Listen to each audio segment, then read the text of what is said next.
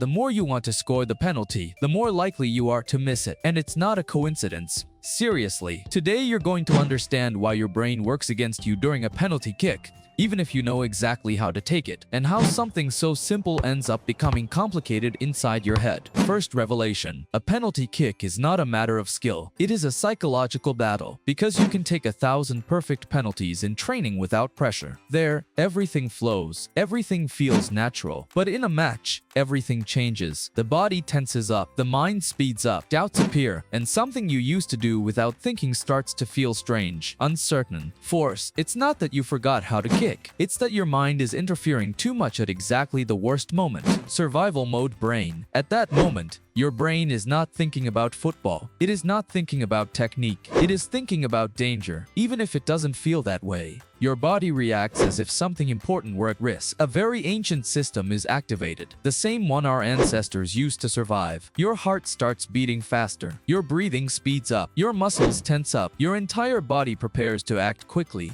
not to act accurately. And that's where the problem appears. Because taking a penalty is not an act of strength. It is an act of fine control, of coordination, of timing. But your brain is doing the opposite. It is pushing you to solve things quickly. And on top of that, there is noise, people shouting, stares, expectations. Your brain amplifies all of it. It makes it more intense, more urgent. So you're not just standing in front of the ball. You're facing a situation that your brain interprets as critical. And when that happens, your body stops being precise and starts becoming reactive. And that changes everything. You begin to feel pressure in every second, as if time were moving faster, as if your decision had to happen right now, without a pause. And in that state, it's much harder to trust what you know how to do, because your mind stops looking for precision and starts looking for immediate safety. And that's where everything begins to fall apart without you noticing, even if you've practiced that same movement thousands of times. Because now you're not training, you're surviving, and that ruins precision and completely changes the way you strike the ball in that final, decisive moment. Thinking too much effect. When you start thinking too much, something breaks, because there are things your body knows how to do without you controlling them. Walking is an example. You don't think about every step, you simply do it. Now imagine that you start thinking about how to walk, which foot goes first, how you place your heel, how you move your arms. It becomes strange, forced, unstable. It loses its naturalness. The same thing happens with a penalty kick. It's a movement you've trained thousands of times. The run up, the plant foot, the strike, everything is automated inside you. But in the key moment, doubt appears. Where do I shoot? What if the goalkeeper guesses correctly? What if I send it wide? What if I miss right now? And then you start interfering. You adjust your run-up. You change the angle. You hesitate for one extra second. And that second changes everything completely, because you're no longer executing. You're correcting in real time. And that breaks the flow of a movement that used to be automatic. The body works best when it trusts, when it repeats without interference, when it doesn't need to think in order to act. But when the mind gets too involved, it starts creating noise. And that noise can't be seen, but it can be felt in every part of the movement. It can be felt in the tension, in the stiffness, in the contact with the ball. In that small instant before the final strike, suddenly the strike is no longer clean. It is no longer natural. It becomes an attempt to control something that should come out effortlessly on its own. And the more you try to control it, the more precision you lose, because you're using the wrong part of your mind at the worst possible moment. It's not a lack of skill, it's an excess of control. And that's what ends up sending the shot off target, even though you did everything right during training. And the most frustrating part is that you feel like you were close, that you knew how to do it, but something internal disrupted it at the crucial moment. Because instead of trusting your body, you end up doubting it. And that doubt is enough to completely change the outcome. And the more important the moment is, the stronger that doubt becomes, and the harder it is to let go of control. And in that attempt to make it perfect, you end up moving away from what you actually know how to do well. And that's when you realize that thinking too much doesn't help. It only interferes. And it ends up being the real mistake that nobody sees in that final decisive moment. And the most incredible thing is that all of this happens in seconds, without you realizing it, without being able to stop it easily. And that's why missing isn't always about what you know. It's about what you overthought right before taking the shot.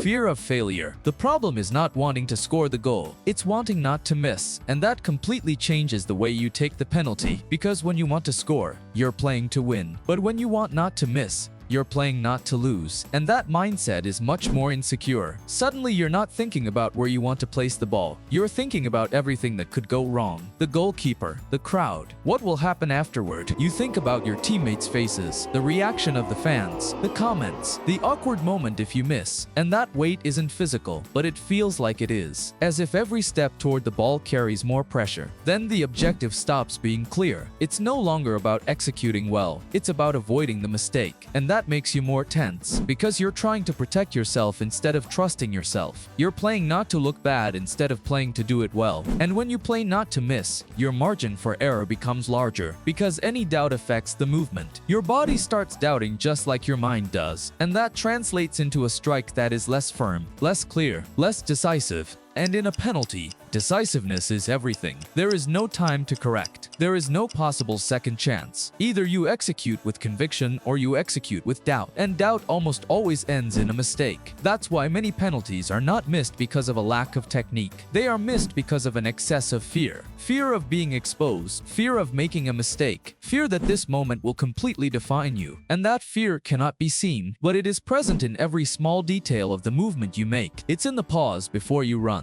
In the look, in the way you strike the ball. And in the end, it does exactly what you wanted to avoid. It makes you miss, right when you wanted to avoid it the most. And the worst part is that the more you think about not missing, the more present the mistake becomes in your mind. And the more present it is, the more it conditions everything you do in that moment. And that is where fear stops being an emotion and becomes a factor that determines the outcome. And that's why the problem was never the technique. It was what you were trying to avoid in that exact final decisive moment. And the more you try to avoid the mistake, the more power you give it, more space, more presence inside your mind. And that is what ends up tipping everything toward the result you wanted the least. The real phenomenon. Choking. This has a name. It's called choking. It's when your performance drops right at the most important moment. It's not a coincidence. It's not bad luck. It's a real phenomenon that happens even to professional players. People who train their entire lives, who have taken thousands of penalties, who know exactly what they have to do. But in that moment, something fails. Not the technique, the execution. Because the pressure is so high that the system becomes overloaded. The mind interferes. The body hesitates. And what should be automatic becomes conscious. And that's what breaks everything. The movement becomes slower, more rigid, less natural, as if you were trying to control every detail at the same time. And that's impossible, because the body doesn't work that way in high-pressure situations. It works best when it flows, when it trusts, when it doesn't need to think about every step. But choking does exactly the opposite. It forces you to overthink precisely when you need it the least. And that creates mistakes you normally wouldn't make. Simple mistakes, avoidable mistakes. That's why you see players who never miss in training, but in important matches, they miss. Not because they don't know how, but because they're under pressure that completely changes how they respond. And that change isn't always visible, but it shows up in the result, in the shot that goes wide, in the weak strike, in the delayed decision. And the hardest part is that many times the player feels it. They feel that something isn't right. They feel uncomfortable, that they're not flowing, that something is interfering with their execution, but they don't know how to stop it, because it happens very fast. And by the time they realize it, it's too late. They've already kicked. They've already missed. And that's where the frustration appears, because they know they could have done better. But in that moment, their own system worked against them. And that's choking. Not failing because you don't know how. Failing because you couldn't execute the way you knew you could. And the most striking thing is that this doesn't discriminate by skill level. It can happen to anyone, from an amateur to the best player in the world at the most important moment. And that's what makes it so frustrating, because it doesn't depend only on what you know how to do. It depends on how your mind responds when it matters most in that key moment. And many times it's not even conscious. You don't decide to miss. You don't choose to hesitate. It simply happens. Your system changes. The way you execute changes. And that's what makes it so difficult to control in the moment. Because when you want to react, it's already too late. You're already in the middle of the execution. And that's where everything is decided in a fraction of a second. The goalkeeper is also playing with your mind. The goalkeeper isn't just trying to make the save. He's also trying to get inside your head. Before you even take the shot, he's already playing the game. He moves, he stares at you, he waits, he takes his time. And none of that is accidental. It's strategy. It's about making you uncomfortable. It's about making you think. Because if he can make you hesitate, he already has an advantage. Even before he moves, suddenly you feel like he's reading you, like he knows where you're going to shoot. And that forces you to change, to adjust, to think one more time. And then you're back to the previous problem, overthinking. The goalkeeper doesn't need to guess perfectly. He just needs you to lose clarity, to change your decision, to hesitate at the last second. Because that small change can be enough for the shot to be different. It can be weaker, less accurate, more predictable. And that increases his chances without him having to do anything extraordinary. He also controls the timing. He can delay, he can talk, he can move right up to the limit. And that breaks your rhythm. It pulls you out of your comfort zone because you want to shoot now. You want to get rid of the pressure. But he does the opposite. He stretches out that uncomfortable moment. And the longer it lasts, the more the pressure grows inside you. The more you think, the more you hesitate, the more you feel the weight of the moment. And all of that works in his favor because the penalty doesn't start when you kick the ball. It starts much earlier, in that uncomfortable silence, in that waiting period. And that's where the goalkeeper is playing too, not with the ball, with your mind. And many times that's the real match that decides the outcome. And the most dangerous part is that all of this happens without contact, without touching the ball, just through presence, through attitude, through small details that seem insignificant. But in that context, they change everything completely. And that's when you realize you're not just making a technical decision. You're responding to constant psychological pressure that the goalkeeper knows how to use very well. And if he manages to get inside your head, he's already started winning before you even take the shot. And that makes every second beforehand part of the final outcome. And that's why the mistake often begins before you touch the ball, even before making the final decision and executing the movement. Because in that mental game, the goalkeeper doesn't need to touch the ball to have an influence. He only needs you to stop trusting what you were going to do. And that's already enough to completely change the outcome. The final paradox. And here is the trap.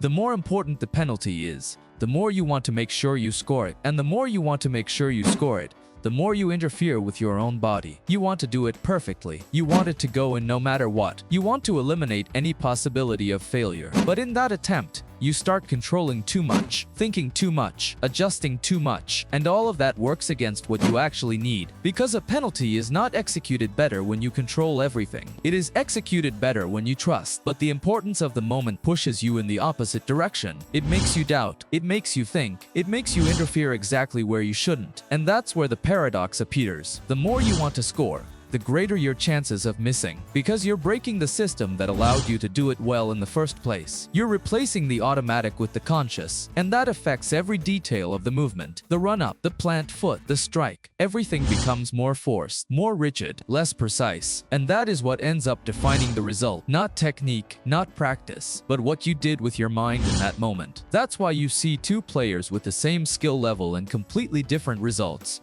One doubts, one trusts, and that invisible difference is what ends up deciding everything. Because in the end, the winner is not the one who knows the most. It's the one who manages not to interfere with what they already know how to do. And that is the hardest thing when the moment carries so much weight. And the most incredible part is that the more you try to control everything, the more you lose real control. And that's where everything flips upside down without you even noticing. And you realize that the problem was never the penalty itself. It was the pressure inside your head and how you reacted to it in that moment. And that is what ends up making the final difference in situations like these. Because the real challenge was never technical. It was mental. And the most paradoxical thing is that the solution is not to do more. It is to do less. It is to let go. It is to trust. It is to let your body do what it already knows how to do. But that is exactly the hardest thing when everything is on the line, because the moment pushes you to do the opposite. And that is where everything is decided in a matter of seconds. If you want to understand how your mind works under real pressure,